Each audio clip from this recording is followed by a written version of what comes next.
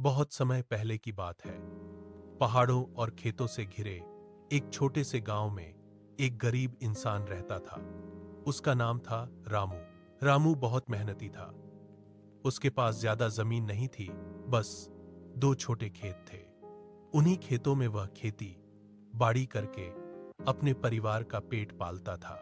रामू की पत्नी सीता और एक छोटा बेटा था मोहन। घर मिट्टी का था, छत पुरानी थी और बरसात आते ही पानी टपकने लगता था। लेकिन उस छोटे से घर में प्यार बहुत था। हर सुबह रामू सूरज निकलने से पहले उठ जाता। वह बैलों को चारा खिलाता, हल उठाता और खेत की ओर निकल जाता।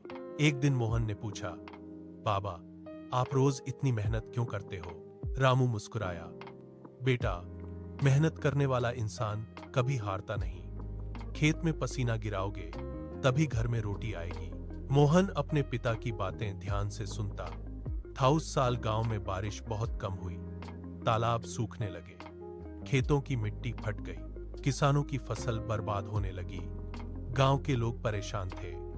एक दिन चौपाल में सब इकट्ठा हुए। गांव का मुखिया बोला, अगर जल्द बारिश नहीं हुई तो इस साल बहुत मुश्किल हो जाएगी। रामू चुपचाप बैठा था। उसके मन में चिंता थी। घर में खाने के लिए बस कुछ ही अनाज बचा था। रात को सीता ने पूछा, अब क्या करेंगे?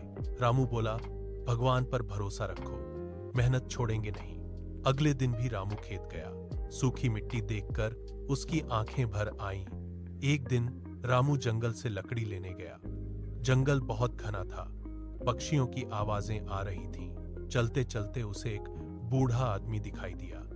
बूढ़ा बहुत कमजोर लग रहा था। रामू तुरंत उसके पास गया। बाबा, क्या हुआ?